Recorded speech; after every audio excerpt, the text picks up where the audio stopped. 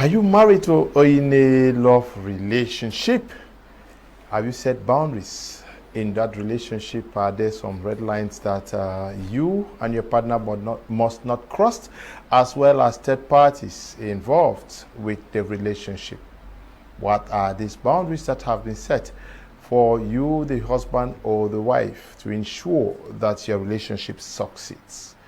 Good evening, televiewers. You're welcome to Prime R on My Media Prime TV. This day, we're going to be looking at the boundaries that should be set around our love relationships as well as marriage. Are there some red lines that must not be crossed by either the husband or the wife or the in-laws? We are going to be looking at this very important topic with panelists who are with me in the studio. Our permanent consultant, Dr. Apostle Lambe Valentine Boyce, in the studio with us. Good evening, Doctor. We're glad to have you. Good evening, Mr. Leo. Good evening, Cameroonians.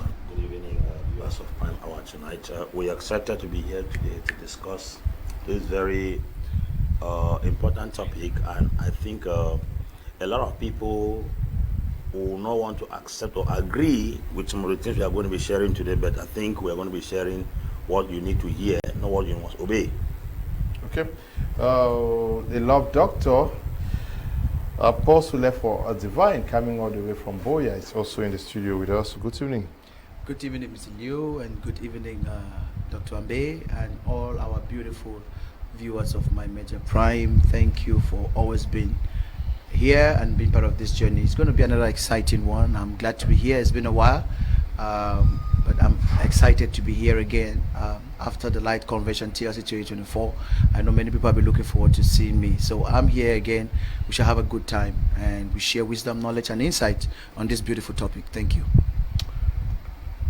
Reverend Mrs. Sanji Yvette is going to be participating from Bamenda, Northwest Original Capital. She is on standby, and if she's ready, we will start the program with her. Good evening, Mrs. Sanji. Hello, Mr. Leo. Good evening. Greetings to my co-panelists. Special greetings to our televiewers. I'm happy with this topic of today because there have been a lot of misconceptions surrounding the word boundaries, especially when it's related to marriage. So people think that it is kind of negative, it's going to cage them down, it's going to tie them down. And that is why you see men are always afraid of making such commitments like marriage, because when you just mention boundaries, they are scared that you want to come and tie them down. I think a man doesn't want to be tied down. So some of them are afraid of marriage. I want to confirm what I'm saying. Like during a wedding, okay, time for the bouquet to be thrown. Say, all the single ladies. See single ladies rushing from north, east, west, and south. Finish and say, all the single men. If you have even up to 5 single men. So that's to say that the word, boundary sometimes is kind of scary to a lot of people because they have not understood. Boundaries here is not something that is a kind of restriction. It's not the kind of punishment. Boundaries is not depriving you of your happiness. Boundaries is not hatred for maybe individual family, for third parties and maybe in-laws. But boundaries is not trying to change you. Neither is it trying to stop you from doing what you like. But if what you like will maybe hurt the other spouse, then there must be some considerations here, because once you are married, it's no longer I. Once you're in a marriage, you cannot think about just what will make you happy at the detriment of the other spouse. So this is where boundaries comes in, and so we will say boundaries is a limit to what a person is willing to take. We're willing to accept from a spouse, and from maybe the couples now together putting in other boundaries for third parties like in-laws and maybe friends and the public. So I think we have established what boundaries are not. Now let's look at the importance of boundaries. Boundaries are very important. Putting boundaries in marriage, they are very important because it helps to bring respect. There are things that you cannot take from someone, because it might come to you like a form of disrespect. But when those things are clearly defined and put in place, you see that respect will also be part of the marriage. Equally, respect encourages communication. Everyone is open. You want to be clear on when it comes to communication. For example, we can agree that we don't sleep over conflicts.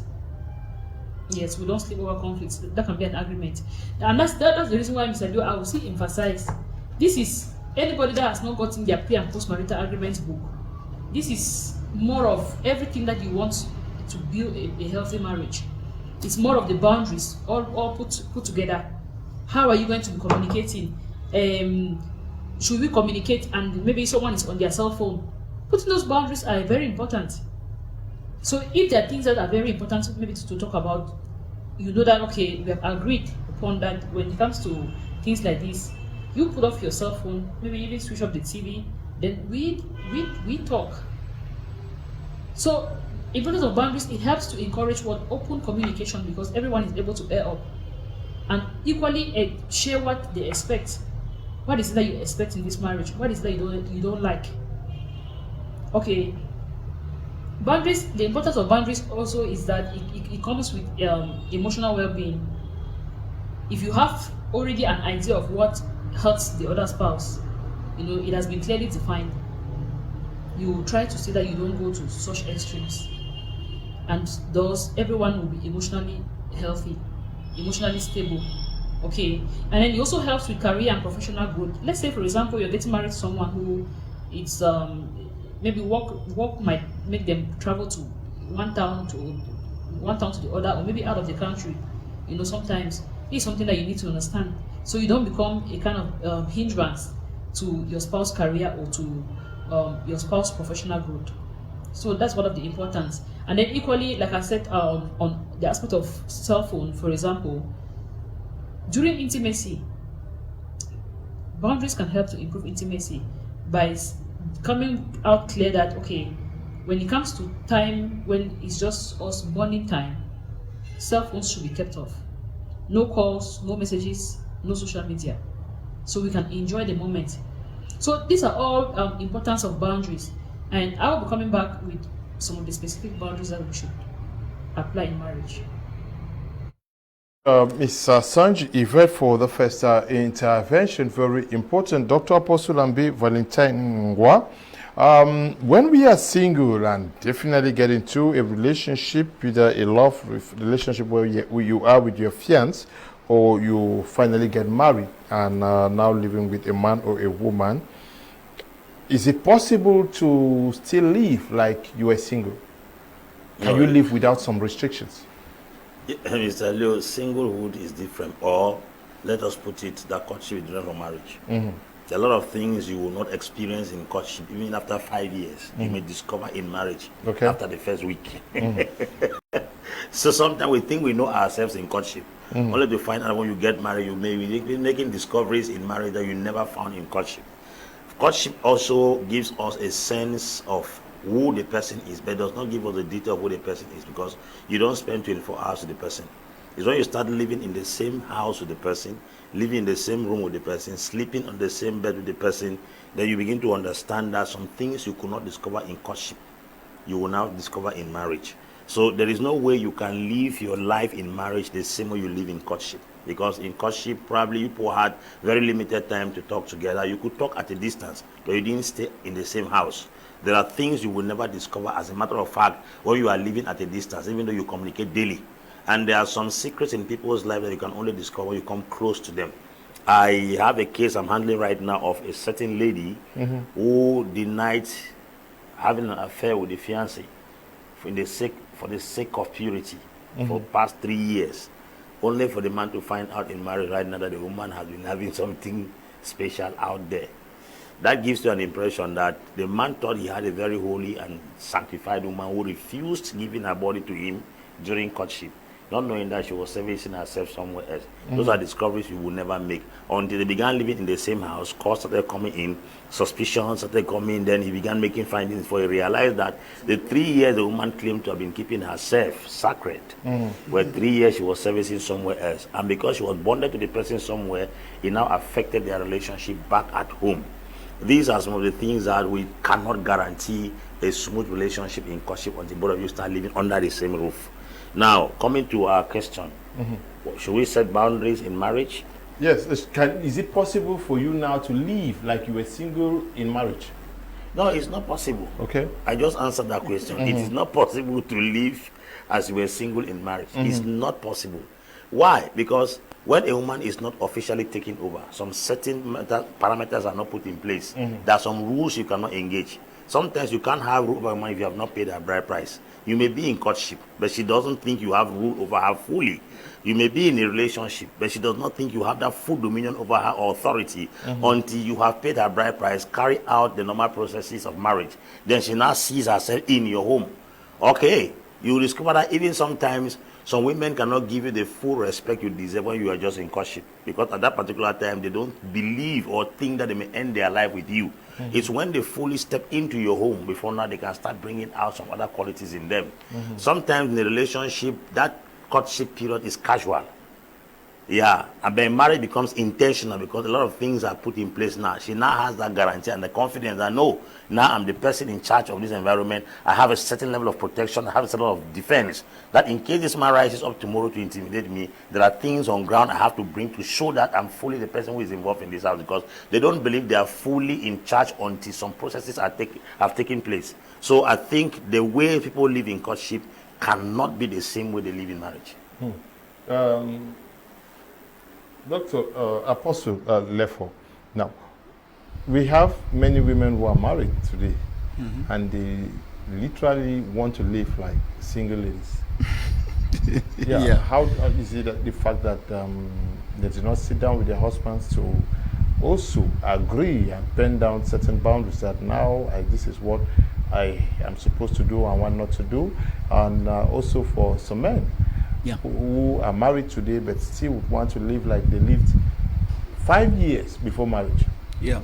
Thank you very much, Mr. Leo. I remember one time when we had the heart-to-heart program in Douala, Apostle Abe said something, and I just want to reiterate on that. He said there is nothing wrong with being single, but the quality of a wife requires a submission. Submarine. You have to come under. This is an example. So today I posted something on my Facebook page.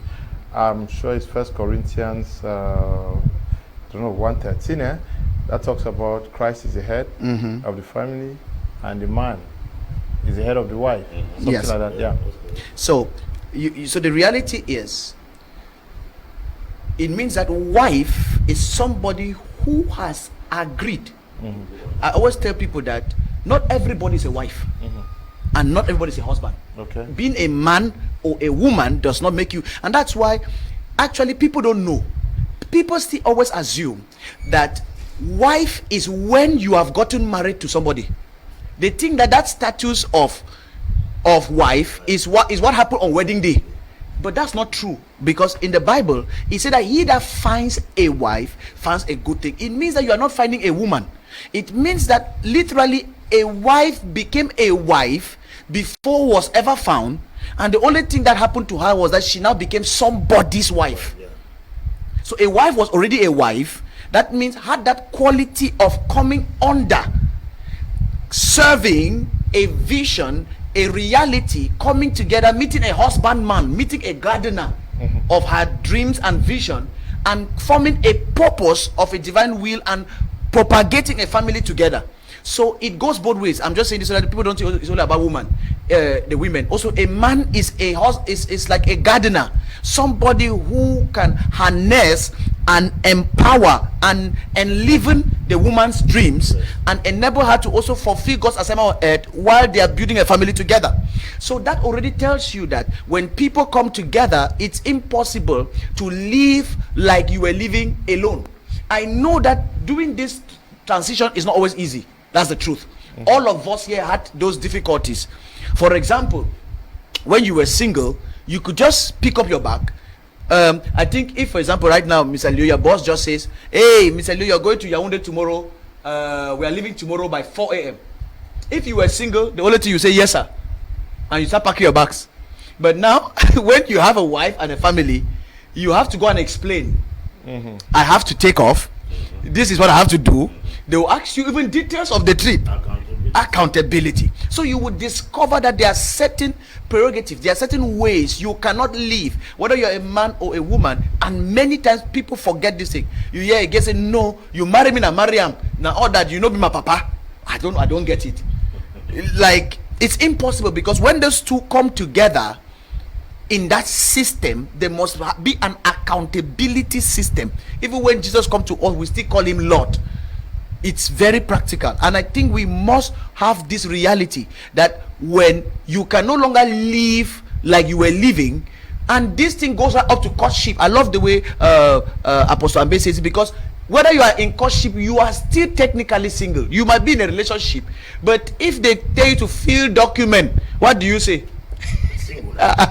There is no document that says courtship or in a relationship that is complicated. No, it's either you're married or not. You might even be divorced. Divorce is not an status, but you will discover. So dating, like how they talk of, we have a lot of memes. Say dating, you are still single. They don't do small thing for my head, you are still single. Even courtship and all of that. So, but once you are married, there is an intertwining. There is something that begins to happen. You will discover that you can no longer just make decisions alone by yourself. There must be a certain level of accountability.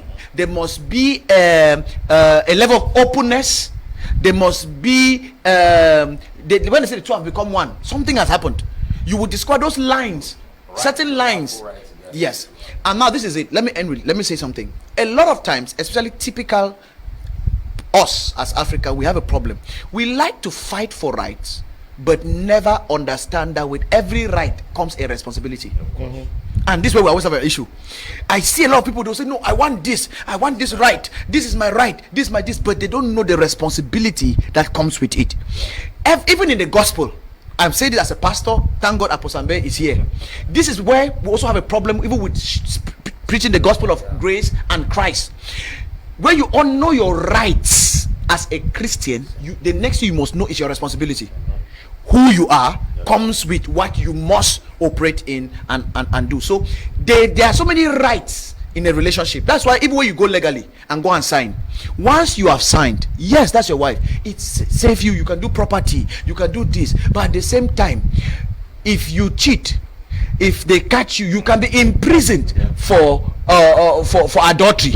I think there are fines for that and all of that. So you will discover those rights come with responsibility. Do you know a woman can take the husband to court and say that the man is not satisfying her in bed? To court, legally. That means even when people marry, there's a framework that the law requires you to consummate. It means that you have a responsibility even to sexually satisfy your spouse. So we are just saying all of this to say that you cannot live in marriage as a single person, no matter both for the male or for the females. And I think that should be a baseline we start with before we start looking at how then to the kind of boundaries that we'll need in marriage. Okay, kind of boundaries. But should we at all say a man who gets married to a woman and the woman that gets married to the man, should they really sit down? How do we set these boundaries? I think is it done before marriage or in the house? We cannot be precise when it comes to that, because the boundaries you put within marriage and the boundaries you put before marriage. Okay. It depends on how things evolve. Some men have decided to put boundaries because of the things they are going through. For instance, there are men who will never allow their wife to touch their phone. It wasn't so for the first 5 years in marriage. It wasn't so for the first 6 to 7 years in marriage. This is because times without number, the woman has always misinterpreted what she finds in the man's phone because of the availability of the phone.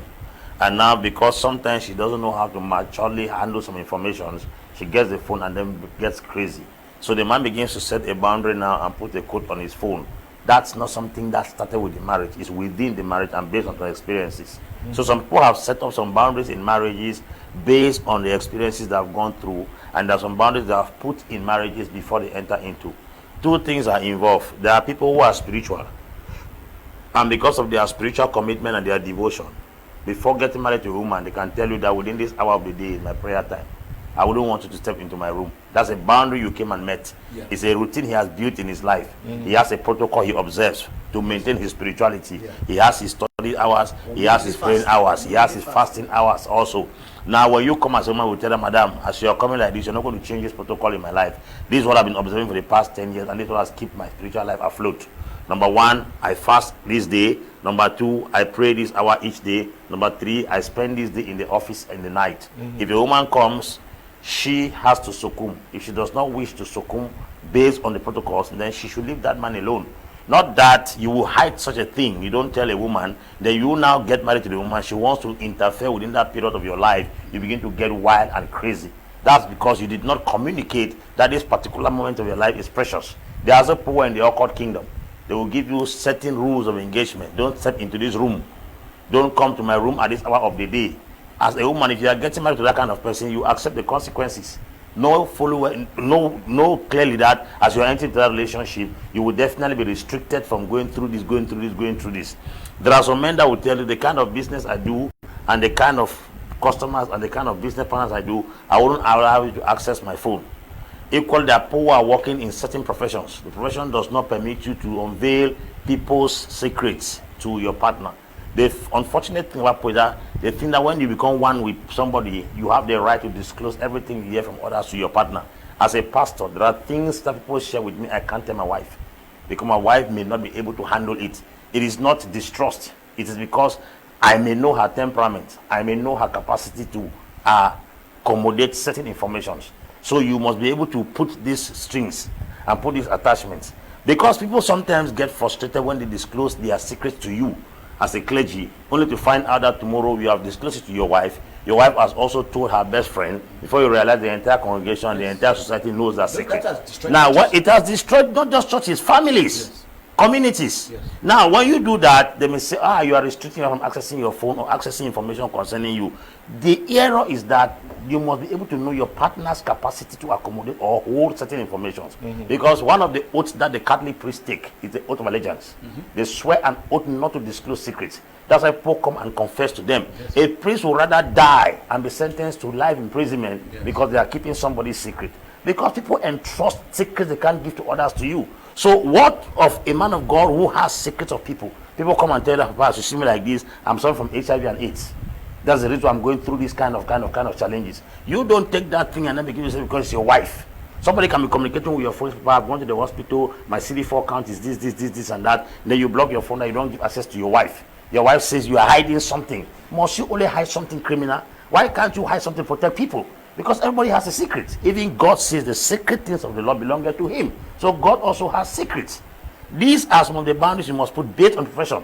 A clinical psychologist who sits in his office, people come with very delicate information and disclose to him. He won't carry that thing and go to the home. You must be able to separate between your family and profession. Professionalism is different from family ties. So we should be able to understand the deontology and the ethics of the profession. For instance, you are a journalist. There are deontologies in journalism. And now if journalism restricts your wife from accessing those things, you will not go and say, because she's my wife, will sleep in the cell, she sees my nakedness, I will violate the deontology of the person because I want to talk to my wife. There are jobs you do on earth that will have to set boundaries from giving access to your partner. I've spoken about the profession you do. I've spoken about the routines of your life, the things you maintain. And people sometimes also set boundaries when it comes to finances. Because one of the things that has caused a lot of problems in marriages is finances. A man may say, in this home, what you will see so far is 70%. Because if I give her the 100%, you will definitely have a need. A woman has a need as long as you show her the money. Show her only the money you want to spend.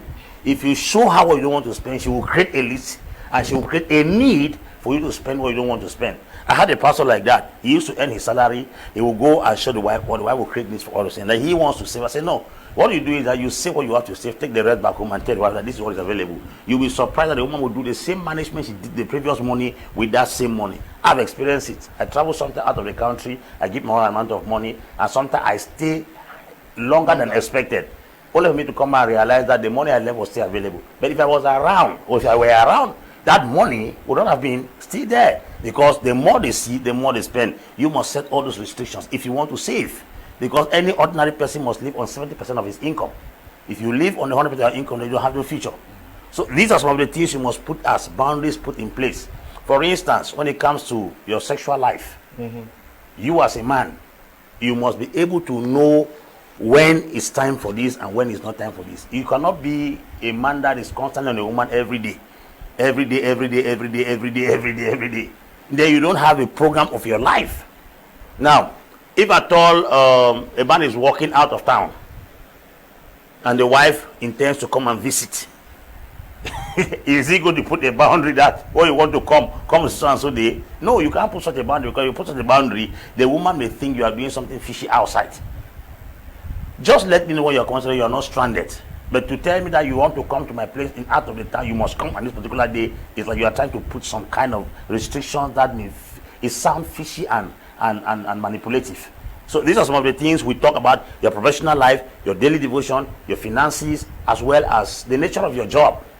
The nature of your job can also make you to put certain restrictions in your home and in your family. Coming back now to the family, your children. There are restrictions you have to put. Your wife should not back at you when you are correcting the children. These are restrictions you must put, because the women will jump on their men when they are trying to correct the children and shout at them in the midst of the children. These are restrictions. These are restrictions. You must put all these things in place so that tomorrow you are not embarrassed. Because grown up children, sometimes women think like they love their children more than the men. That you want to correct a child that the mother loves so much, the mother will tell you that leave him, leave him, leave him, leave her. You don't do that in the presence of the child. You may call me inside the room and tell me that, okay, oh sir, you shouldn't have done this, like this, like this, like this. Not that in the presence of the child you are trying to do this. We should put all these restrictions, because men always clash with their wives over the upbringing of their children. Okay. Let's go. Should we set boundaries when it comes to our phones? It's always suspicious. Yeah, whenever boundaries come about, this because I know some of us will say, okay, because of ethical issues, because we are pastors, we are medical doctors, we have the privacy. Yeah. But let's say the case of somebody of a regular person. Yes. Yeah. The truth is, this argument is an argument that is not easily black or white. And that's why whenever people try to make it like a generalization, you're supposed to say, if you know if it touch your master phone, it means say it must hide something. That's not true. For example, when the president of the United States is being sworn in,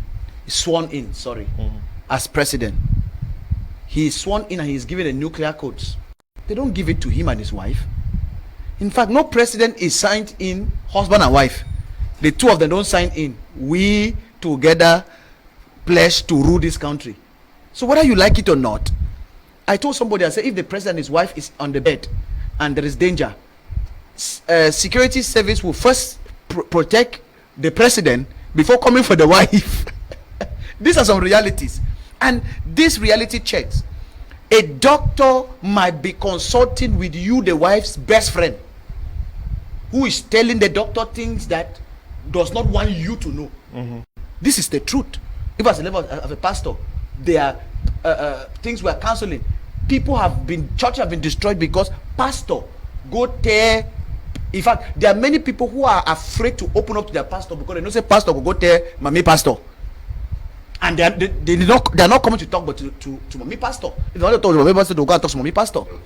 So these are some realities. Now, but you cannot. Some of those things are instead for safety, because the person can just be playing with your phone and those things come in. Okay, I invited somebody one time, one of my classmates, for one of my Meet the Love Doctor programs in Boya. As he's coming, he had been said that he will bring his fiancée then to attend this program. They left Douala and they were coming for that program. Along the line, on the road, they started quarreling.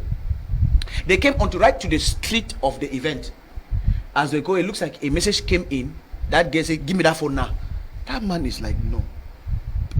I've never been hiding even my phone safe with you. But what I'm saying that those people came and stood in front of that event. They did not come out of the car. They quarreled until the lady left back to Douala, and the guy entered the event and could not even listen to me. That's when the body vibrate. I had to explain the whole thing, and that is it. As I'm speaking to you, those two people did not finally marry. That man. Every sign. Yes, and that guy now is married to another lady. Of course. Now, this you understand. And now that guy began to tell me that the truth is that he did not want to give that message because his family have said some things about that lady in a message, which he is scared that if she sees, will cause problem. You understand? They had been skeptical. Yeah, but he should delete it. No, it's Why is he keeping it? now you get the point. But we are coming to that reality. You understand? We are just saying that whether we like it or not, sometimes to ease a lot of things, there should be certain boundaries. Some people and now I always tell people it is smart. I give advice for this in two ways. I tell the man or the woman, don't leave anything in your phone that can destroy your home. First advice. Second advice, don't always be looking for problem in a phone. My mentor give me some parable. I never ever forget them. He said, you know, they put hand for Enos move soup. The two go come up a day, go smell like shit. So it is very important that even the most innocent of things can look funny out of context. So some of this we don't ensure. It is a good thing. A regular person who has this, that is not having these ethical concerns, I don't think there should be an issue with your phone. But as a person with sense, stop going around looking for stuff in phones, because phone is a private property. Imagine your wife can be working in a public place with doing business with people who are but all of what you citing, Apostle, are people for the case of medical doctor and this. I'm talking about normal people. That's why I was about to say something here. I said, imagine your wife is working at a supermarket or even a banker. You understand? Dealing with some certain kinds of people. That's part of their job. From now to tomorrow, whether you Apostle and bed for a year, woman and they will see life for marry ye now. The same way his wife, somebody is asking his wife out. They don't fear saying you be Geo. It is true. Now, but this happens with our interactions. Tomorrow you can see something. Do you know that you can discover that a man is asking your wife out, for example, and not that your wife has accepted, but if he boil you for the next 2 weeks. No, let's be honest. Like, not necessarily because the woman has, but there's a variety of like that to keep your mental health in order. Avoid poking. And then on the other hand, there is no need for you to be keeping things in the phone, because we have seen that there's a lot of emotional entanglements nowadays, because somebody can be here and is entangled with somebody abroad until they are even meeting this December, and all of those realities. So for me, I think it's a two-way. I always say it like this: don't leave your phone. Your phone should not. Me, I had the cut. If you die, you have seen that picture where massa run come out inside a room with soap just because the woman take phone. Don't do that. But at the same time, I don't think it is ethical and it is wise for a spouse, although the two have become one, to always be going to the phone as a way to see if this man is doing nothing. Because like you said, things can be deleted. There are people who don't discuss anyhow and all of that. But I don't think that's what we should be encouraging. But the reality is, a phone that is a private property, just like how I don't think you go attend your wife's family meeting. Doctor, imagine your family, your wife family having a meeting. You come, they say, no, I must attend because the two of us have become one. I think it means that if everybody has a private life, they should also have privacy.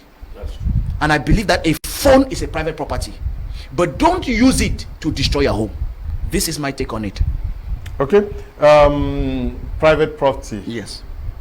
Should a husband or a wife have what he or she considers private? Yes. As a spouse, how can you have something that is private to you? Married to a man or a woman? People will say penis and vagina is not private. How can phone be private?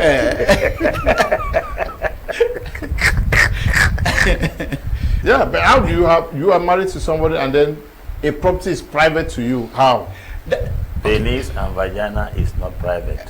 How can phone Be private. Yes. Okay. Penis and vagina concerns the two of you. The phone concerns the public. We should be able to understand someone's private life and his public life. There's a difference between your private life and your public life. Your private life is not a private to you and your wife. Your public life could be private to your wife. Should you be dealing with people doing business without the knowledge of your wife, or your wife engaging in businesses with people without your knowledge? No, they can have general knowledge, not personal knowledge, In fact, not specific knowledge, not particular knowledge. I think we are trying to mix up things here. No. There's a general knowledge that Mr. Kum Leonard is a journalist, and Mr. Kum is on this panel every day. The private own is that there are people who are signing deals with Mr. Kum, and these deals are based on his agreement with them, and professionalism is kept there. Mr. Lu will not carry the files of beating media back home and tell the wife that, Madam, today a contract came from Sosukam. We signed 300 million. You are digging your grave, because that woman who finds out that you signed 300 million, you might not even be in that 300 million. But telling her that you signed 300 million, she'll be looking at you from the lens of 300 million. She will ask a dress for 160,000. You won't be able to defend, because you are trying to take your public life to your private life. Your public life and your private life. Like Ella said here, there are things they will teach you in school as far as journalism is concerned. It's meant for those who are in that field. It's not for everybody. Not because you want to please your wife, you will violate. You and I know that you people are supposed to be reporting the best, the truth. What if you go and they give you a fake news to report as a journalist? Then they pay you handsomely because these are some journalists that strike. Will you go and tell your wife that kind of information because you think you and your wife are one? These are the things we are trying to point out here, that your public life is not the same as your private life. Your private life is not private to you and your wife. But your public life can be private to your wife. This is what we are talking about. Doctor. Do you know what I'm saying? So there is. So your wife's public life can be private to you. Yes. Depending on what she's doing. Yes. Now it depends. That's what I wanted to say. Is that not what we said here? Depending on what you are doing. Okay. Your public life is different from your private life when it comes to your partner. So if my wife is working in a company and they confide her very strategic information in that company, she has no right to tell me.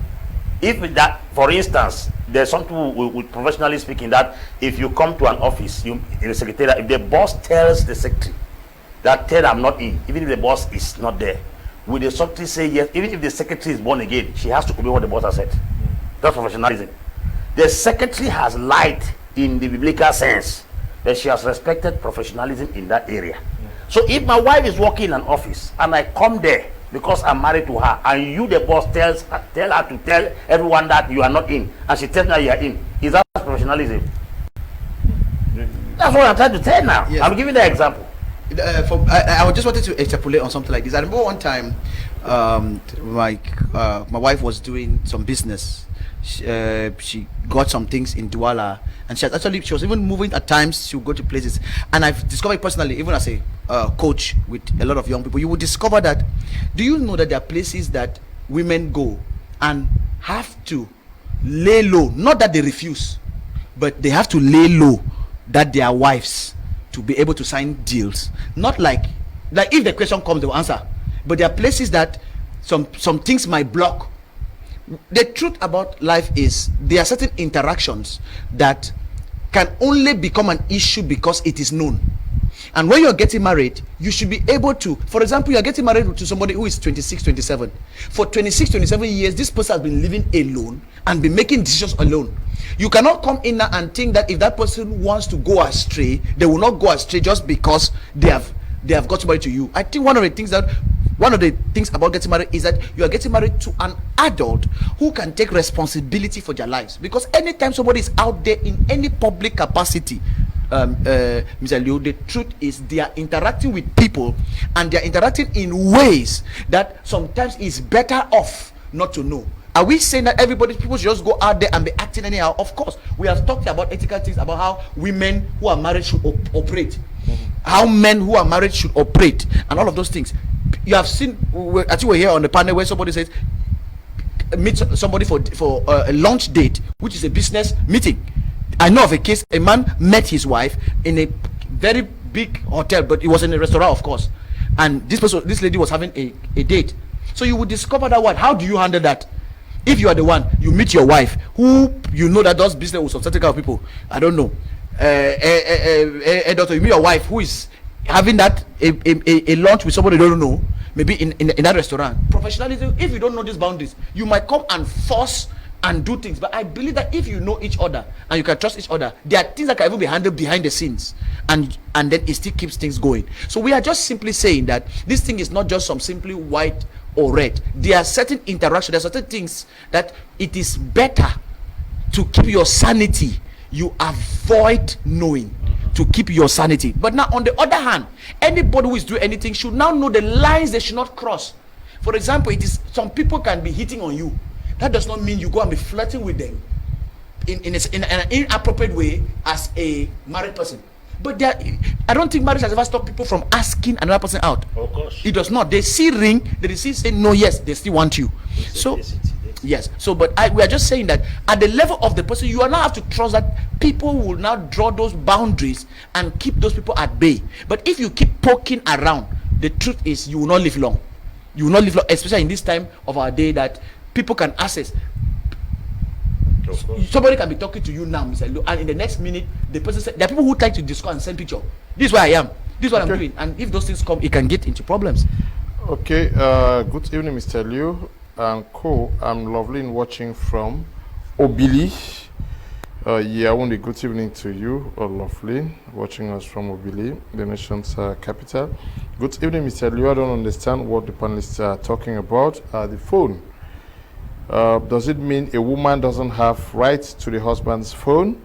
Does it mean the husband should not tell the wife about his business affairs? My husband is a contractor and he tells me every contract he wins, how much he is being paid and everything. Okay. Blessed are you, my dear sister. Okay, I want us to read the Bible here. Good evening, Mr. Liu, and to the panelists. I love the topic, but I have a small concern on the question you ask if couples can live in marriage as singles. But the answer from your guest is no. But the Bible says in 1 Corinthians 7:29 that from now on those who are married or have wives should live as if they do not. Does that mean living as a single? Please, can Apostle Ambe say something on this? Thank you. The Bible says that those who have wives should live as singles. I think we should just read 1 Corinthians 7:29.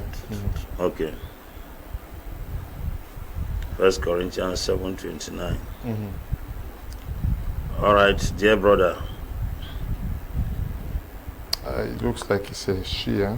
Right. Okay, sister. So 1 Corinthians 7:29 says, But this I say, brethren, the time is short.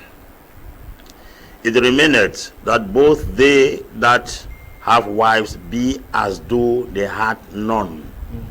If you look at the statement, there's a semicolon. It continues. You can't judge scriptures by just reading a particular text. You must go down to find out what the scripture is saying, or you may go up again to find out why he was saying that you could be comparing something. Verse 30, he said, and they that weep as though they wept not. It's more of a kind of simile. they are comparing two things. Those who are married should behave as if they are not married, but it must have resulted from something. So we must go back up according to hermeneutics, interpretation of scriptures. You must go back to where the scripture comes from, then you read and come down. So we cannot give you a vivid answer with respect to this until we get back up to find out. Verse 31 says, and they that use this world as not abusing it, for the fashion of this world passeth away. You see, it's still a kind of simile, comparing and contrasting two things, using the word as or like that. So they say they should behave as if they are not married. They are not saying that those who are married should behave. They should not act like married people. No, they are talking with respect to something. Okay. Good evening, Mr. Liu, and all the panelists on board. Please, I wish to ask this question. What about women of God who are going to submit to men? The man claims he is a spiritual, and the woman's spirituality must be submitted to the man's way of spirituality. This man practices spiritism. Madam Harriet is writing from Amanda. That the man practices spiritism, and the woman does not have access. No, the woman. Good evening, Mr. Leo. Please, I wish to ask this question. What about women of God who are going to submit to men? That is, you are a pastor or an evangelist. To another Jew who's a man. I think so, for example. Yes, the man claims he is spiritual, and the woman's spirituality must be submitted to the man's way of spirituality. You understand? No. You submit to people not because they have your very kind of ministry, but because they have capacity to guide what God has given you. You understand? It's possible that Bishop Oyedepo is submitted to Adeboye. Adeboye puts hair scarf. The Bishop Oyedepo's church, they don't put hair scarf. They have no link. Papa Adeboye is preaching righteousness. Bishop Oyedepo is preaching prosperity. But that's why you submit. The truth is, Papa Adeboye has something that Bishop Oyedepo is looking for, so he guides him in that line. It doesn't mean that you must duplicate the person's ministry. No. A lot of young men today are frustrated because they have denied their original identity and they are duplicating who they follow. They dance like the man they follow. They want to preach like him. They get his sermons. You have lost your true identity. Irrespective of the fact that you are called to submit under somebody, you have that uniqueness. Under Paul Enenche, he is submitted to Bishop Oyedepo. In his church, the choir is always with hair scarf, and the wife is always with hair scarf. They don't say Bishop Oyedepo's wife. That doesn't change them. Paul Enenche is a singer. Bishop Oyedepo is not a singer, but he's submitted to him because he thinks he has a life and a pattern that can guide his ministry to where it's expected to go. So when you lost your true identity in the name of submitting somebody to practice what he practices, you have lost your identity. You were not called to duplicate men. You were called to submit to men. That's the reason why, if you look at it critically, Joshua followed Moses. When Moses was to cross the Red Sea, he used a rod. When Joshua was to cross the road, Jordan, he used the Ark of the Covenant. So even though I'm going to give you separate biblical principles and patterns, it doesn't mean that because you are following somebody, if the person is dancing left and right, that's duplicate. You are living as a photocopy when your original is in you. Okay, you're living as a photocopy when the original is in you. Let us now take another listen to Mrs. Sanji Yvette from Bamenda. So just before I get into some of the areas where we should establish boundaries, how can you put in boundaries? How can you put up these boundaries in your marriage? The first most important thing is communication. Communication is what is going to help. I mean, the ability to be able to express yourself freely, express what you are not comfortable with, express what you can take and what you cannot take in a relationship. So communication is the first very important aspect of putting up boundaries, because you cannot just get up one morning and just implement boundaries and say, okay, from today, madam, don't come here, don't do this, or from today, sir, you don't go there, you don't come here. No, but you talk about those boundaries. And when should you even talk about these boundaries? It's from the very beginning. I mean, when you want to commit into something serious now, when you are dating, that's fine. But when you want to get committed to something serious, you're taking the relationship to the next level, it is very important to establish boundaries. That's why when people come, some people get to connect with maybe their life spouses through Facebook or through social media. We encourage that have a copy of pre and post marital agreements, so you can be able, you can have, you can establish these boundaries when it's the right time. Because doing the right thing at the right time will bear you better results than doing the right thing maybe at the wrong time. For example, maybe trying to put in these boundaries within marriage when you're already married. It can work, but it might come with some kind of resistance, and then you might face some challenges. But if these boundaries are put in place from the beginning, when you really want to fully commit, everybody is coming in with clear terms of what is expected of them, what is not expected. I mean, they've had an agreement on virtually everything. Okay, so communication is very important. Without communication, relationship stops existing. Communication is like oxygen to a human being. Just like if you take oxygen off, you cannot survive. If communication is taken off equally, the marriage or the relationship can't survive. That's why we always tell people, if you want to stop loving someone, stop communicating with them. The feelings will die gradually. You will not need to, struggle with it, and because the more you communicate with someone, the more those feelings are being activated. And this is why we sometimes, emphasize a lot on people not communicating with their exes, because keeping constant communication with your ex is fueling feelings. You are fueling the feelings without knowing. Yes. So communication is that very first aspect. Okay. Then you have defining values and beliefs. I think this is where most marriages this is where marriages go wrong. There are things that people value, core values, things that people believe in, or they believe that they hold on to. These are some of the things that cannot, maybe be compromised. And being with someone who doesn't have your kind of values and beliefs is a serious red flag.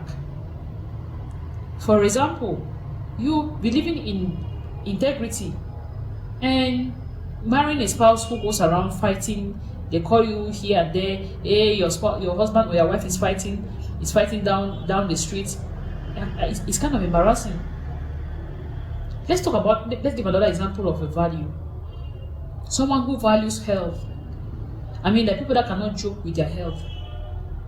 They protect their health with utmost power, with all their might. And then let's say they happen to get married to someone who doesn't care about their health. They sleep around without protection. So having STDs to them is very normal. It's just like it feels so normal to them, like it is something that you just go and treat it. And then someone is really dying that this is not something that I even wanted to have. Like, how can I even suffer from STD? It is not part of me. We've had couples here. The man is like, okay, you have this STD, you go to the hospital and treat yourself. I'm like, okay, so if HIV comes, will you go and treat yourself equally? So you're having a spouse who does not value health. They think that because they have the cash, they can go and treat themselves. It's killing to a spouse who values health. Okay, so define your health and your beliefs. Define your values and your beliefs, so that you'll be sure that you're on the same page. You don't get embarrassed. Okay, and then equally, everything should be talked about. Like, there should be kind of negotiations, even compromise. I'm not saying that you should have everything go your way, but if everything is brought to the table and you talk about it, you can be you can negotiate some, you can compromise some. Then at the end of the day, you are very sure of what is expected or what is not expected of you or both of you in that marriage. Somebody is just asking a question. Thank you, Mr. Sanji. Yvette there. Good evening, Mr. Leo. Yunmi Lionel, your namesake, writing from Amanda. I always enjoy the program every Tuesday. Please, I wish to ask this question. In a case where one partner is sick, is it advisable for one to access the partner's phone to get or give information without the other's consent? We are not totally condemning the idea of partners accessing each other's phone. Please, a point of correction here. We are talking on professional cases where people's privacy are in the hands of your partner. That's when you can set certain restrictions. If there are no strings attached, there are no protocols, or there are no particular things that are precious in the eyes of your partner, what is difficult in you accessing your partner's phone? That's the issue. Somebody is not well and the solution is in his phone. Open the phone, let him get access to the phone and then get the information that is needed. It's very important. So we are not here to like condemn the fact that people should not have access to their partner's phone. What we are trying to say is that it depends on who you are and what you are doing. The kind of preparation you do can limit your partner from accessing your phone because people confide their deep stories and their secrets to your partner. And it is unprofessional and unethical for you to take something within the confines of profession and take it to your home. Most men don't know to separate, or women don't know how to separate the privacy of their job and the privacy of their homes. The privacy of their profession, that of their homes. If tomorrow you are married to somebody who is a medical doctor and people send their report to the person that have HIV, they have all kinds of sicknesses, not everybody wants to be told or want people to know that they are sick of certain sicknesses and diseases. That's people's privacy. So if your partner is sick and the information inside the phone that can help the person recover, why not open the phone? That's what we are trying to say. Let me say something about this. Let's turn it the other way. I think a lot of times when we said this, people only keep looking at the point of cheating. Yeah. I think that's where the problem is coming from. So some people think the reason why we are talking about certain boundaries of phone is just because there must be a cheating thing. Now let me put it this way. In a reality, how many men have ATM cards that their wives know the password? No, let's be honest. That's it. Even when they give the woman an ATM card, it's not the main account. There's an account that you believe that can be spent. Now, why am I explaining this? It does not necessarily mean that the fact that you don't have the access to that ATM means we are not one. People don't get married because they are mature in every area. Let me say this very well. Even on this very platform, I've heard Dr. Ambe, even myself, we have said here that there are women that because of the way their man cannot handle finances, we have advised them on this very platform, yes, that they should not be carrying their salary to go and give the man. Now, if we said that, every woman will be saying, yes, you are correct. But is that not a boundary? That was a boundary. But the problem is, you now think that there is an ulterior motive about this thing. We are simply saying, for example, that I just give an example of this finances. It means that if you also know, some men know that if I put 2 million and give that card to the woman, some people don't have financial intelligence. Some problem, there are people that they have not developed that ability to have money saved up and they don't use it. So that there are people that if they buy ice cream and put in the fridge or fruit, after 1 hour they will go chop them. There's a meme say how they do keep something for fridge who are not chop them, because it takes a lot of maturity to have things and not touch it. So that boundary of maybe not giving the code of your ATM, am I saying that I don't love my woman enough? No, it can just be that, for example, I've seen it a lot of time, like Apostle Ambe said, it is the truth that whenever you have money, your problems will match up, your needs will match up. We study it in economics. Your needs are always matching. You might think you have only a 200,000 problem now, but if I give you 2 million, all of a sudden that 2 million becomes small. Yes. So your problems match up. So we build a system. Sometimes boundaries are just wise systems to put certain things in check. You understand? Because that same account that I don't have, that I have, that maybe my wife might not have access to, if tomorrow I'm not there, she goes with our marriage certificate, they will give her access to as a spouse. But we're just trying to put it, so don't always think it's just about the cheating. And we are not here saying that people should have phones that cannot be accessed, or that don't touch another person's phone, so don't talk. You here for my major prime. No. The question we should be asking most of you watching this program is this: how many of your husbands or your wife have your code to your momo?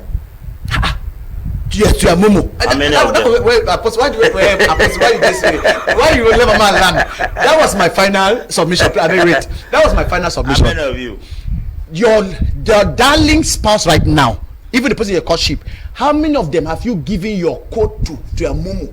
That was just what I wanted to learn, because I was talking about how many. But now that we're talking about boundaries, I'm talking about for you're only making. Is that not a boundary? Why don't you go to courtship and say, honey, I love you too much. This is my momo code. It is only WhatsApp in that phone that should not have boundary. But your momo code in that same phone should have boundary. Why are we having double standards? That's hypocrisy. So please, we are. That's why I balance this, doctor. That's why you see. That's why I gave two advice. I said my advice to this thing is one. Why should you have a spouse that when they're touching your phone you are panicking? You are not doing yourself good. Yeah. Live your life in such a way that somebody will not touch your phone and you want to die. Where?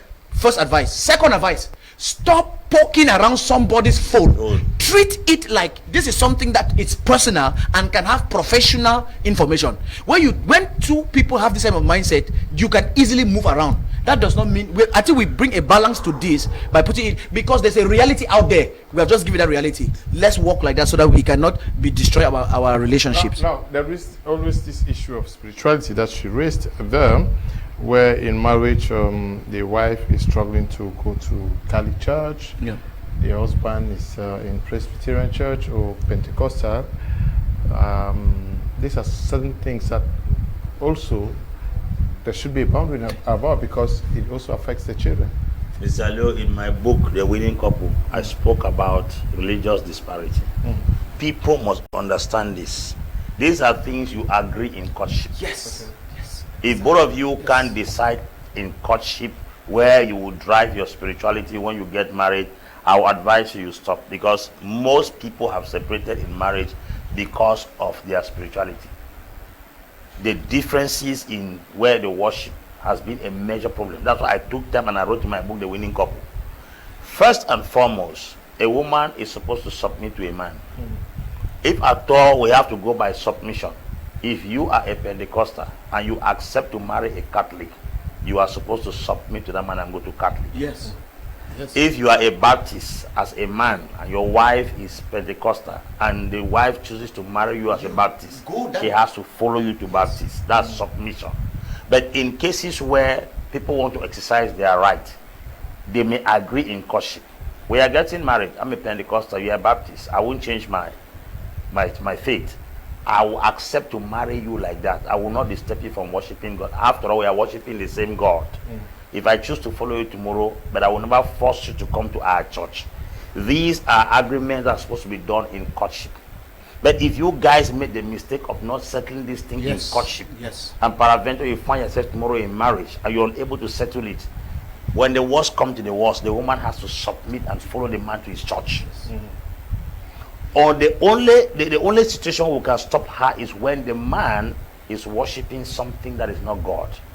If the man is in some occultic society, he is into some traditional practices that do not glorify God, and is trying to sway you off the path of your choice of worship, then you cannot hold your ground. You are not afraid not to change the God of heaven.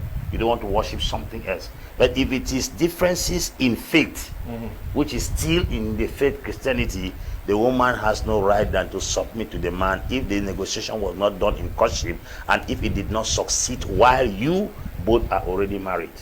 Okay. Personally, I teach this even to my children every day, especially the ladies. I tell them, choose wisely.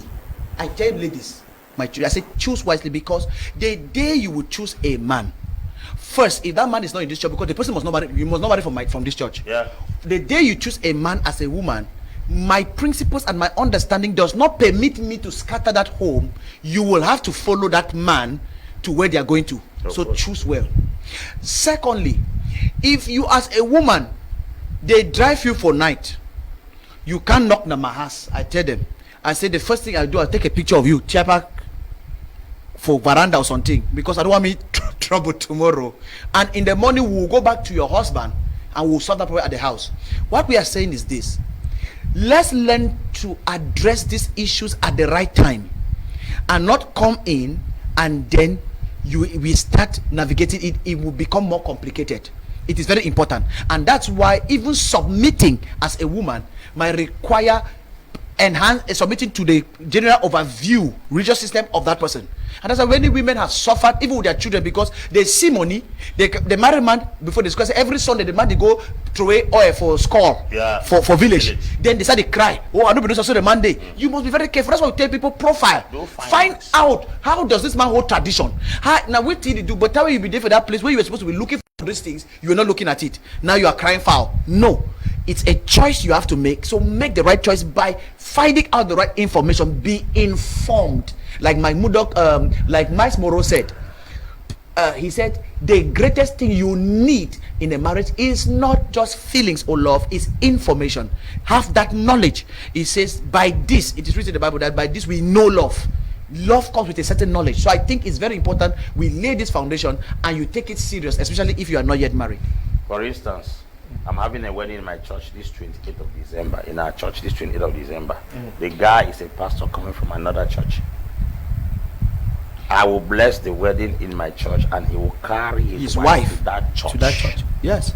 And they asked me that, what do I think? I told them that when a man comes here, they don't marry a girl in the husband's compound. Yes. They marry a girl in the father's compound. So me being the spiritual father, will marry the girl here. My compound. But a woman, after leaving the father's compound, moves to the husband's compound. So she will join the husband in that church. Yes. Okay.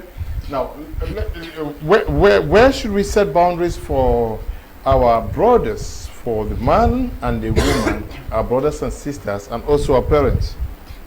Yeah, when it comes to brothers and sisters, there's an African mentality in this subject, this particular topic of discussion, this particular subtopic. Let me put it this way: there is an African mentality to it, and there's a biblical mentality to it.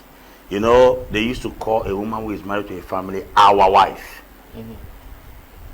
But I want to hold the opinion that it is my wife. Not our own. It's not our wife. This our wife mentality, according to the African tradition, is that your wife has the right to wash your junior brother's dress. Your wife has the right to cook food and serve your junior brother. Your wife equally should not talk back when your junior brother is talking. Your wife should run errands for your junior brother because she is our wife. It is absolutely out of order from that African perspective, because it makes the woman loses her rights and privileges as a wife and even an elderly person to your junior brother. Your sisters equally come there. They want to cancel a woman that is wiser than them because they say it's our wife. Once somebody calls you their wife, they think they know more than you. They think they are more experienced than you. Not knowing that as when you get married, they are wiser than your sisters, more intelligent than your sisters, and even older and bigger than your sisters. But because they have that our wife mentality, they will want to subjugate that girl to always be like a slave and a servant to them, which is absolutely wrong. Everybody wants to have a say. They want to tell you how you will live, how you will talk to their brother, how you will cook for their brother, when you have to wash the brother's dresses, when you have to do this. It is our wife. That our wife mentality is wrong. It is my wife. So the same respect my elder brother, my junior brother gives to me, my sisters give to me, they should give that same respect to my wife. Because my wife is not their subordinate. The wife is subject to her husband, not in-laws. Biblically speaking, the woman is asked to submit to her husband. Now, when it comes to parents, my wife's parents become my parents. And my parents become my wife's parents. But you see, we will obey parents. I will not also allow parents to provoke us to anger. We always emphasize on the fact that children obey your parents. We have not also emphasized the fact that parents don't provoke your children to anger. Because biblically speaking, parents are asked not to provoke their children to anger. Some parents will take the advantage that they are a parent over you, and they will want to mess you up and want you to succumb to everything they do. They fail to understand that the home of your husband is your home. You're the one that runs the administrative activities of that home. You're the one that calls the shots of that home. You will give them the respect they deserve as parents, but they should not be the one to call the shots in your home. These are the restrictions that husband and wife must put when it comes to their brothers and it comes to their parents. We should be the one to carry our worries to our parents to go and seek for counsel. Not that every little thing that happens in their house, parent intervenes and interferes into our matters. That is violation of rights and privileges in a marriage. We should also be the ones also to tell parents that, okay, we are willing to give you this. Not that parents are coming to impose how they must collect this from us. It's an agreement between husband and wife. But you see, some men have never been men. They have remained boys, even though they are married. And some girls have refused to be wives. They have remained girls, even though they are married. Right in their matrimonial home, every single step they want to take advice, they want to take counsel from their father and their mother. Failing to understand that their father and their mother will never speak anything against them, even if they are wrong. Yeah. The worst person to report a case to is the parents of the couple, because they will always take side. They will always take side. So these are some of the restrictions we must put in place to make sure your wife enjoys the privileges and your husband equally enjoys privileges. The issue is that some in-laws say, now we give you woman. So he is constantly our subject. You don't talk, because there's some tradition like in Yoruba tradition, you don't talk back when your in-law is talking. The tradition restricts you in Yoruba land from talking back, even if your in-law is talking rubbish. You must stay quiet, because why? They gave you a woman. In other words, they made you a man because they gave you a wife. And because of that, they seize advantage behind that African customary perspective. They want to impose certain things in your marriage, even though you've refused to accept those things. These are things you and your wife have to sit down, because marriages always have problems when the wife is dangling at one end, the husband dangling at the other end. But if the wife and the husband, mother should say, when they do the whole bundle, if the wife and the husband stand on the same path, it's understood.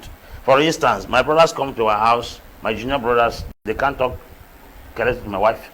I've set that standard. My wife, first and foremost, is their elder brother. Number two, she is my wife. The respect you accord me, because two of us become one.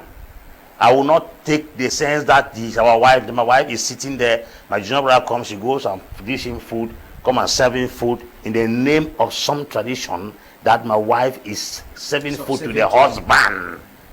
To the husband. That husband mentality. So you see, a young man has no respect for some elderly sister, comes and sits, and then wants your wife to wash his dresses, cook food and serve him, clean the house. When he is there, he can't pick the broom to clean the house. That is absolutely out of order.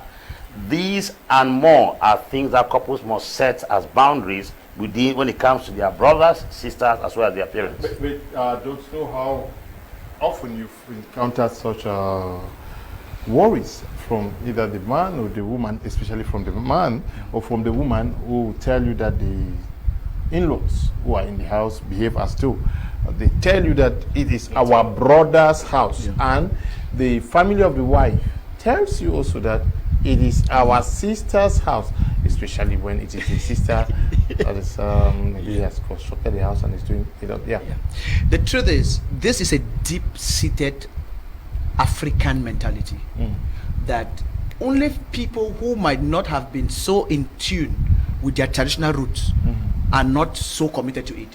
So people might even say it, but they don't really enforce it. But people who really enforce these things are people with that deep traditional root. Secondly, a lot of people did not make certain things clear, because the rights people have has to do with the rights you gave.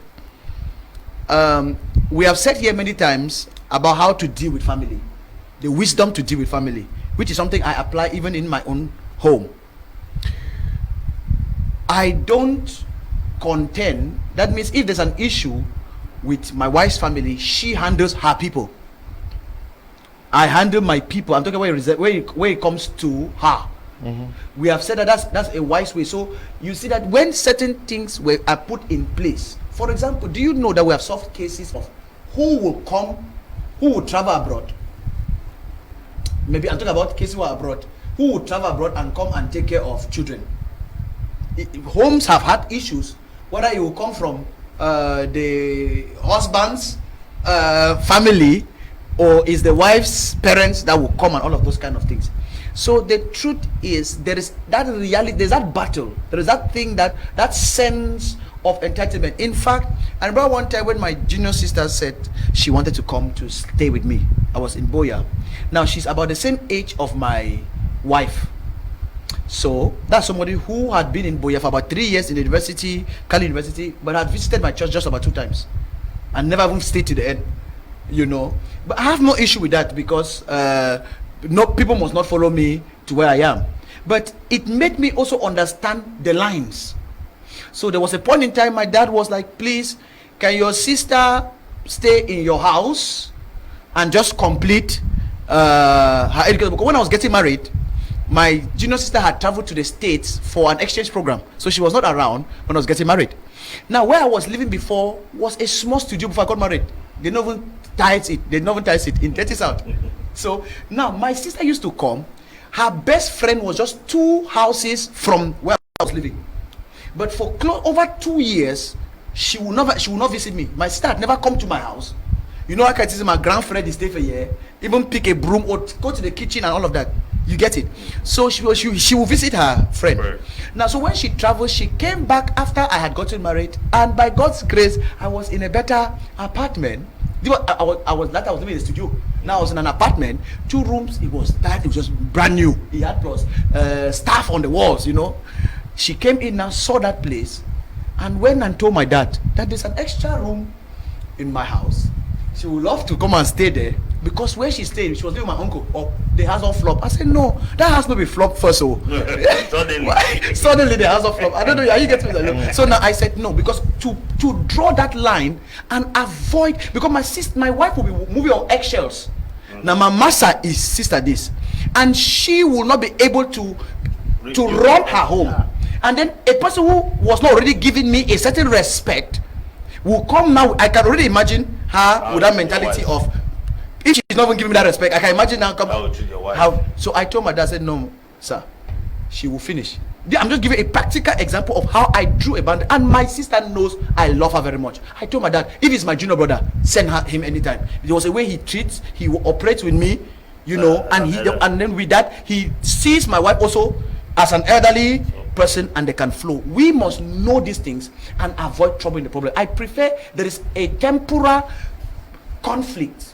Conflict is natural, yes, or restriction, to avoid. So that we have used emotional decisions that affected the future. You allow it, because sometimes you allow it and say, no, just leave them. It started with a dish that they left on the table. Tomorrow is dresses. Next day you want to see, they start asking you, did they give you how much for the, you know, so that content even with money, you know, it comes both ways. So I think when you have a vision also for your home. And when you have this vision, it will enable you. I have a vision, I knew I was going to. Now I'm a pastor. I knew that most people around me are people who give me a certain respect. I knew how detrimental it would be for me living under the same room with somebody who does not have that respect. I told my dad, I said, where would she fellowship, all of those things? So I think, draw these boundaries based on your values, your vision for your home. But the reality is never easy in an African home, because especially when people believe that now our family, now we get all of this. There are people who are angry that since when that boy do that gay, they don't reduce our allowance. You know this kind of thing, they don't reduce our allowance. In a look family again, all of those things. You must know that these are the realities. What are the red lines in-laws must not cross? Number 1, red line that in-laws mustn't cross. This one is a generic presentation. It's not some personal rules. Medical prescription. Yes. The red lines that in-laws should not cross is that in-laws should not determine how families spend their money. Very important. It chop our brother money. Women suffer. Then the worst is when the woman is the breadwinner. He is eating our sister's money. Yeah. It's useless, man. Most people suffer. suffer this thing. It chop our brother money and is eating our. You want to go and find out the brother they are talking about does not even have the money, because the brother was with you ever since. He didn't give you the money. It's not a woman has come that they are suddenly eating his money. In-laws should not determine how families spend their money. As a matter of fact, families have right to manage their money. They are the ones to know what goes and what comes in. They should not be the ones to call the shot. Whether brother has money, the star has money. Before your brother got married to that girl, he knew the girl who eats his money. And before your sister got married to that man, they knew the man was eating. As a matter of fact, you people were not there in courtship. You don't even know what they were doing in courtship when it had to do with finances. So not that they are married, you want to come and call the shots how money should be spent in that home. Please, we beg you, in-laws. We in the council of the marriage committee, we have said that in-laws should not be the ones to run the finances and the budget of a family. Allow people enjoy their lives in peace. You don't know what they've been through before they came to settle.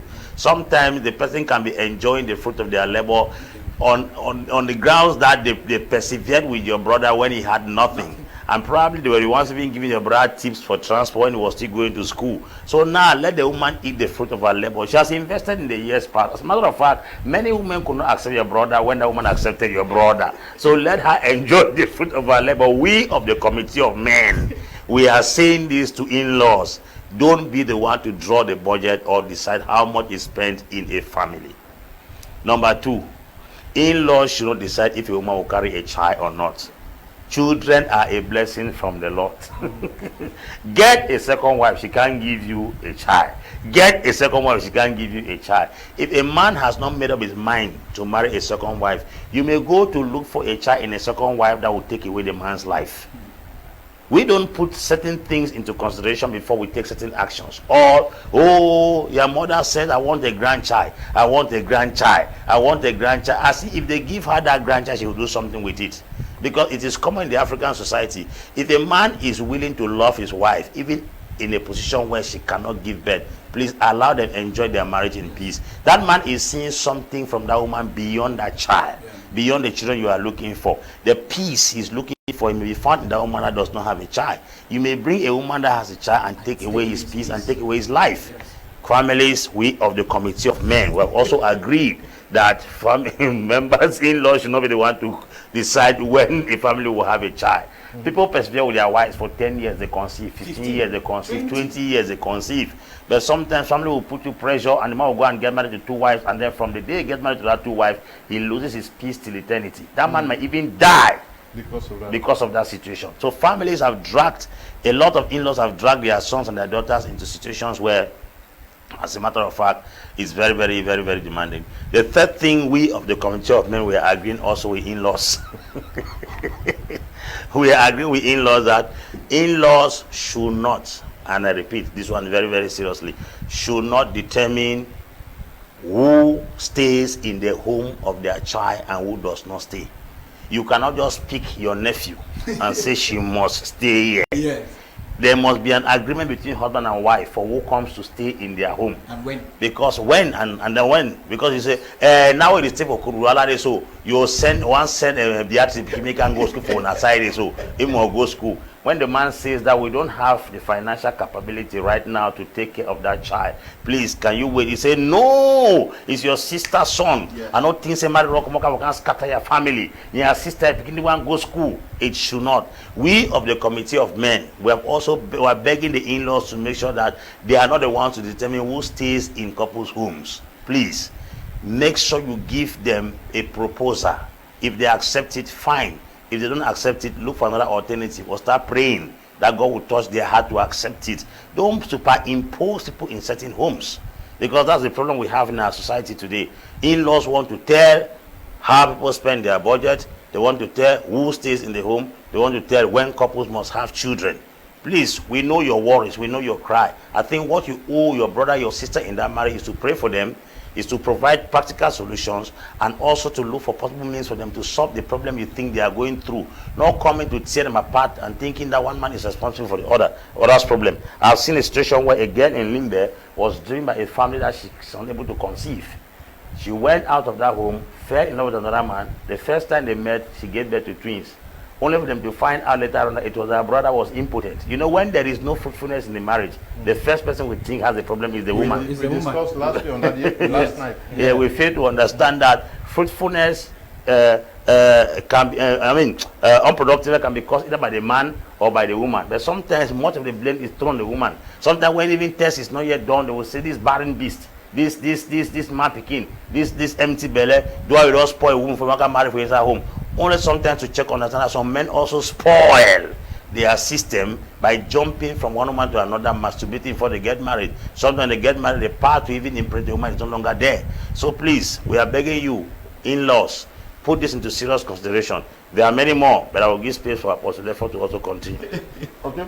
They are looking at the red lines that in-laws must not go but some persons have expressed their some concerns. Contributions, sir.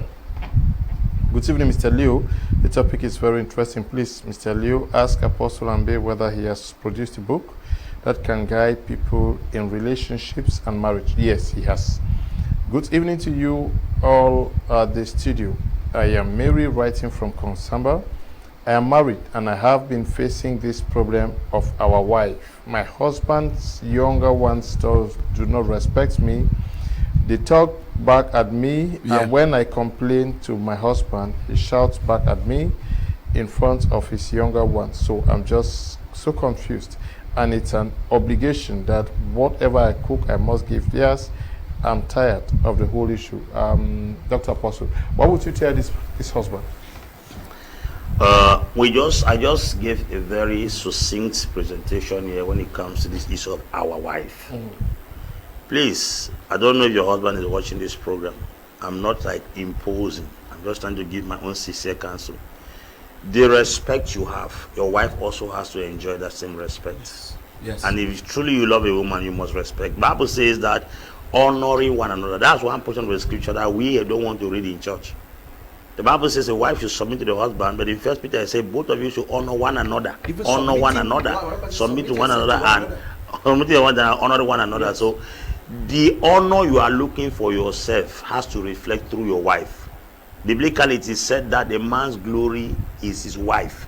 In other words, the brightness, the respect, the dignity of a man is seen through his wife. So if you want to earn respect, the same way those your brothers disrespect your wife, they will give it to you tomorrow. What. I'm telling you, just a matter of time. You may think you are winning right now. So if you want to protect your image, protect your wife. If you want to protect your integrity, protect your wife. If you want to earn your respect, protect your wife. If you want to earn honor from men, honor and protect your wife. I have said it over and over. You will never see the strength of a man until you touch his wife. You may take his money, he will become. You may take his land, he will become. You may even take his property, he will become. When you touch his wife, you will see his strength. Those are men who have value for their wives. A man whose wife is humiliated, mocked, spat upon, beaten, and the man does not react. My brother, my sister, start thinking if truly that man is your man. Because every man's pride is to defend and protect the wife. A man may quarrel with his wife, beat the wife, slap the wife. They will not allow somebody from outside to talk to the wife rudely. I'm telling you. Because to him is the authority. He can even slap the wife. That is his business. But to allow somebody, I've seen men that can rebuke their wife, insult their wife, slap their wife. But if you dare step into it, he will tell you that this is my wife, it's not your business. I've seen where a man was quarreling with his wife in the home, then a man's junior sister stepped into the discussion. The man turned to the junior sister that, just close your mouth. This is my wife. It's a matter between me and her. I didn't call to come and talk to my wife. That's a man. So please, if your respect for your wife can fall to the extent of your junior brother disrespecting her in your presence, then brother, I think you have to rethink and then do something important to protect the image of that woman, because the disrespect for that woman is disrespect for you. Okay. Let me take I'm sure the last intervention from Mr. Sanju Yvette.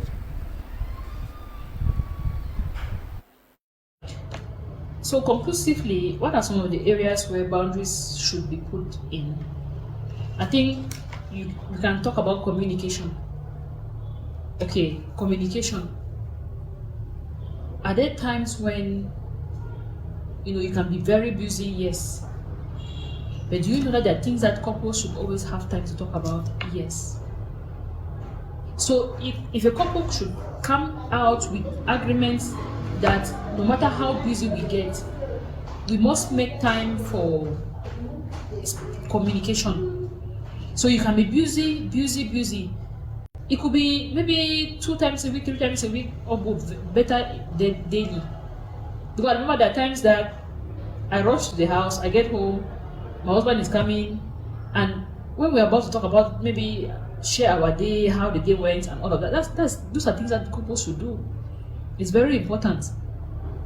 Taking time to communicate certain things, it helps you stay connected emotionally. It helps you stay connected. It helps to bond.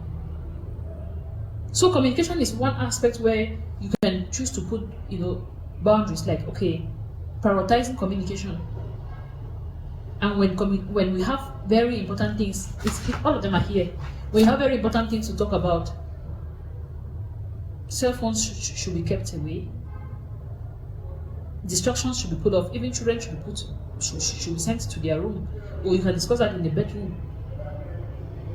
You can have boundaries on, for example, that agreement on how to resolve conflicts. Okay, if we come to an agreement that we don't sleep over conflicts. So no matter how angry you are, or no matter how angry the other person is, you'll be clear. Whether you vex or you need vex, remember, say we no sleep. We no sleep, we do a problem anymore. We have to talk, and once you are conscious that we are not sleeping over our problems, you begin to calm yourself down. I mean, I just hope that some people are now understanding the importance of boundaries, because when we just said boundaries from the very onset, it was kind of frightening. It was kind of maybe scary. But now, when the boundaries are there to do what, to give you a happy marriage, a healthy marriage. It's not there to to deprive you from feeling happy.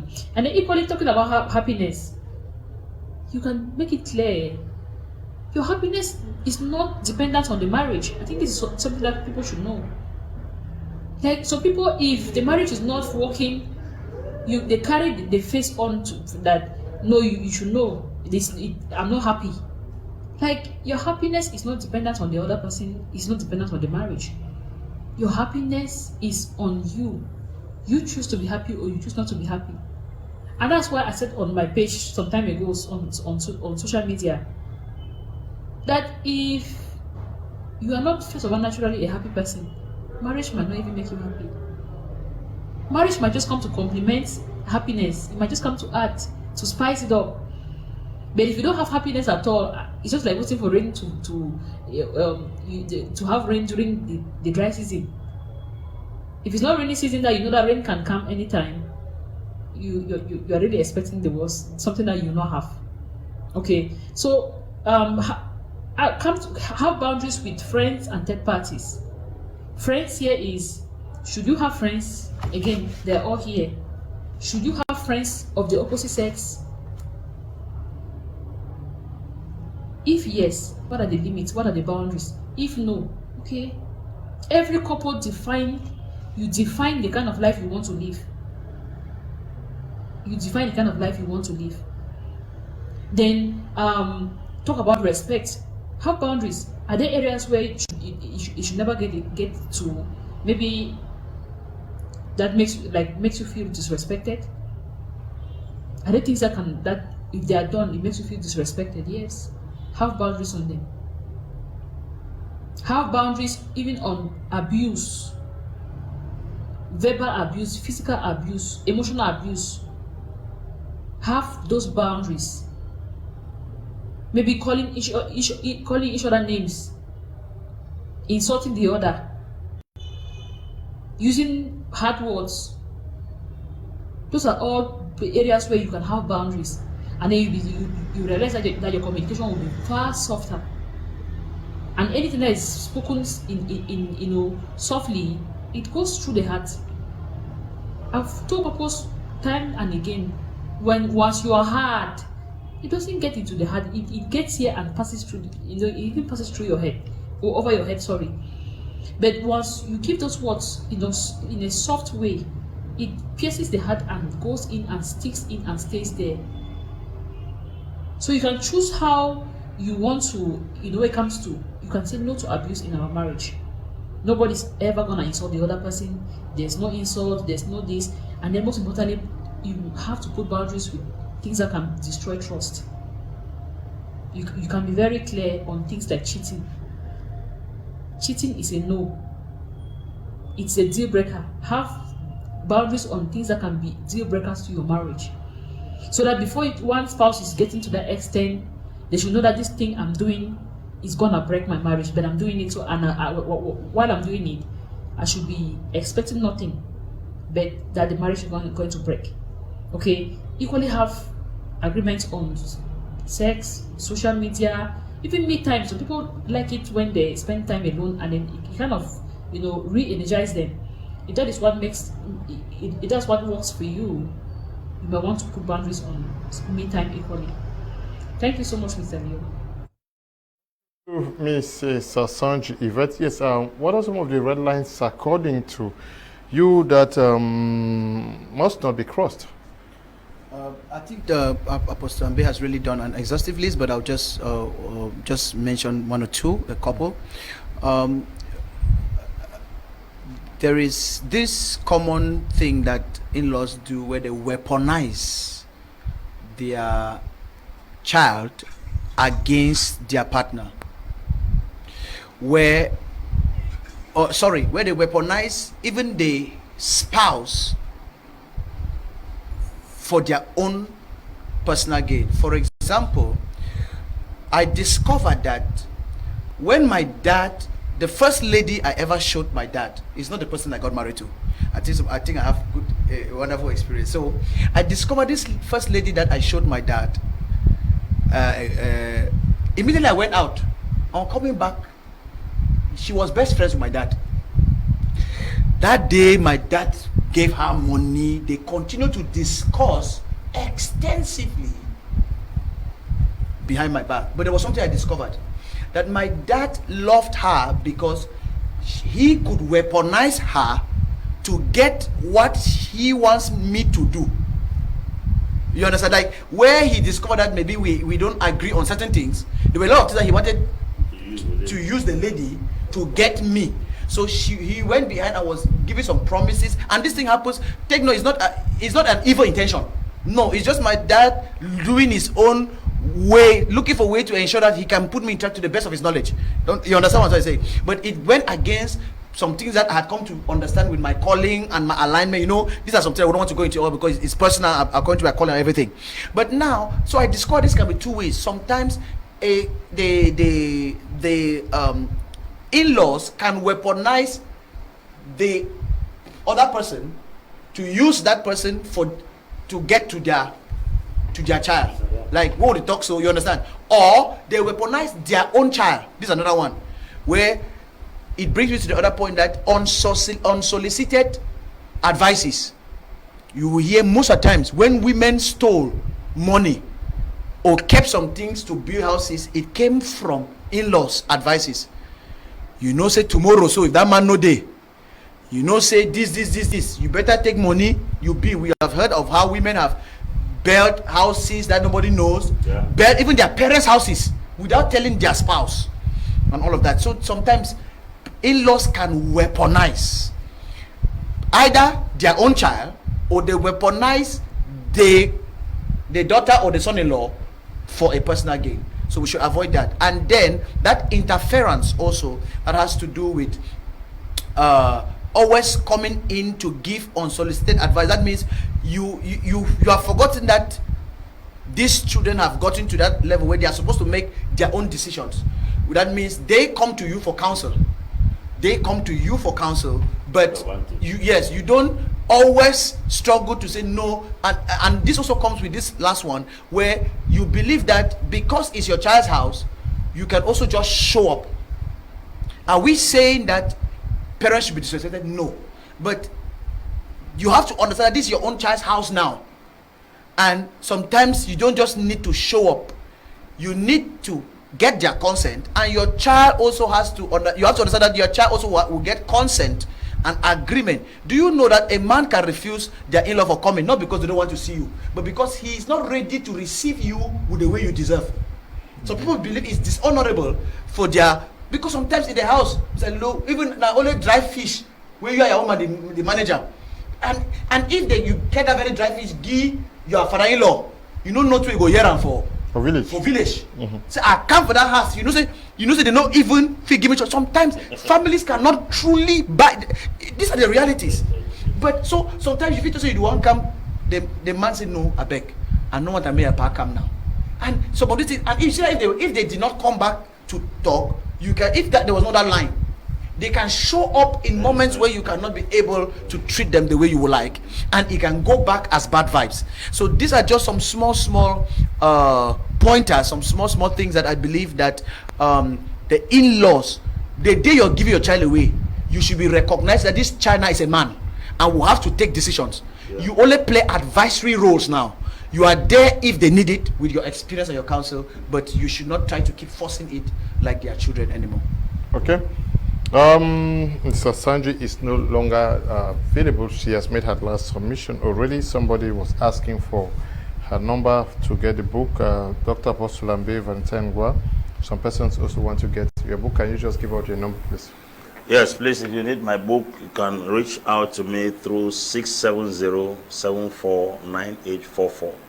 670-749844. Just give me a call. Wherever you are in the nation, we'll post the book to you. We'll deliver it to you.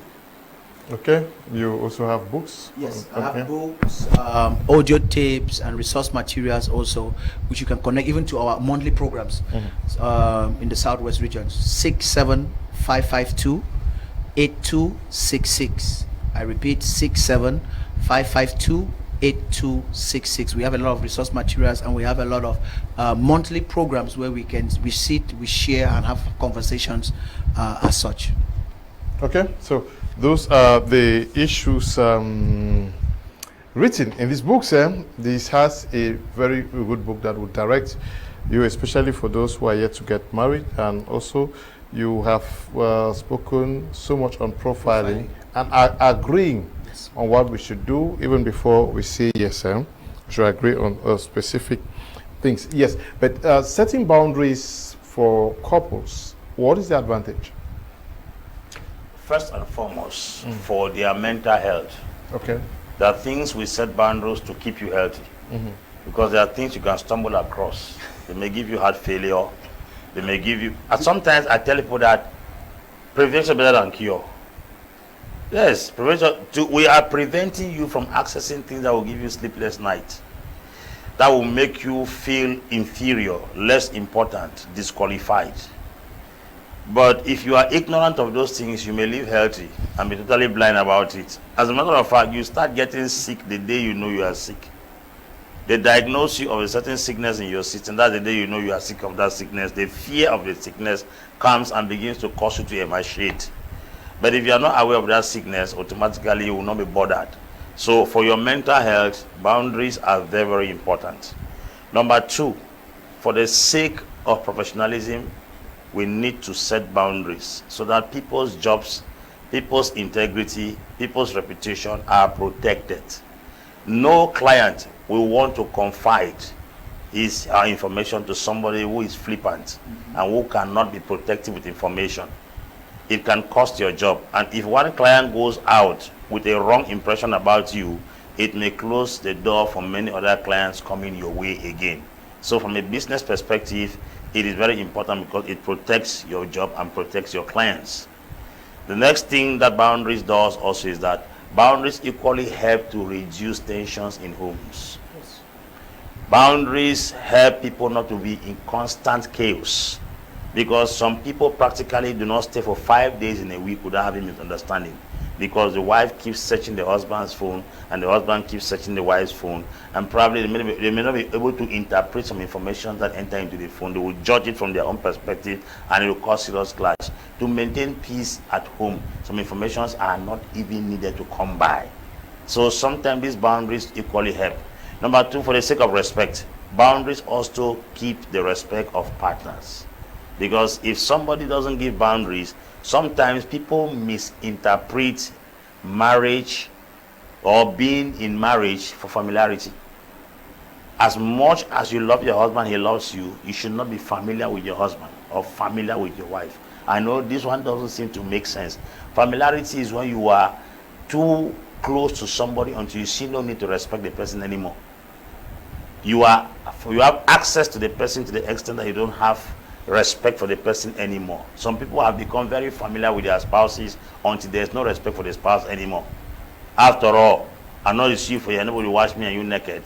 After all, you see, I said to somebody, I said, when a woman starts seeing your nakedness, no matter how you preach respect and preach and preach and preach, from time to time they will always miss it, because the sense that we have now become one, that notion that we have now become one and we now see ourselves openly, sometimes take away some certain level of respect. So these boundaries also help to preserve respect among couples. Okay. Some persons miss your numbers, sir. They are still requesting for the numbers. Some person says they want your 3 numbers. So I'm going to read the number of, give out the number of Mrs. Asanji. Yvette, if you have your pen or your phone, just get this number. This is Madame Asanji's number. 654 55 8460. I take it again. This is Mrs. Asanji's number. 654 55 8460. That is for Mr. Sanji Yvette. Okay, Dr. Apostle Ambe is also going to give this number. My number, I repeat, this is on WhatsApp, and this is my direct line: 670 74 9844. 670 74 9844. Okay, love doctor. May we have your number also? So my number is 67552 8266. I repeat, 67552 8266. Okay, so Just corrected that number. okay, we're going to end at this juncture. Thank you, guys. Just corrected that number. The number she gave was not the right one. Okay, let me just check. Yeah.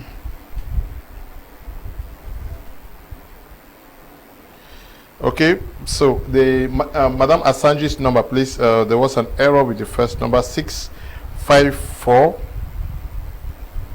55 8560. Madame Asanji, this is her number: 654 55 8560.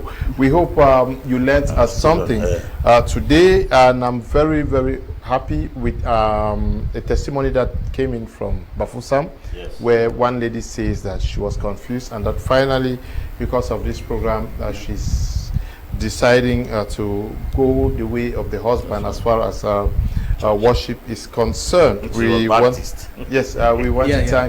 thank you guys for watching, and also to you for coming. Thank you so much.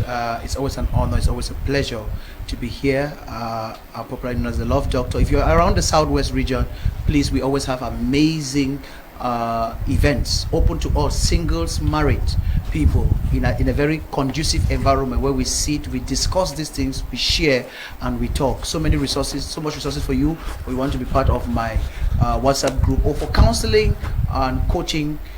Please, you can feel free to contact, and we are going to be of help to you. Looking forward to the new year 2025. See you next week. Thank you, Dr. Apostle Ambe. Thank you, Cameroonians. Always a joy to be here. I'm very excited that we were able to contribute to this very, very important topic. Keep in touch with us. I'm based in Douala. Okay, we want to thank you, Mr. Sanji Yvette, for coming, and to all of you for watching. Eli and Desmond for production. Stay blessed. Bye-bye.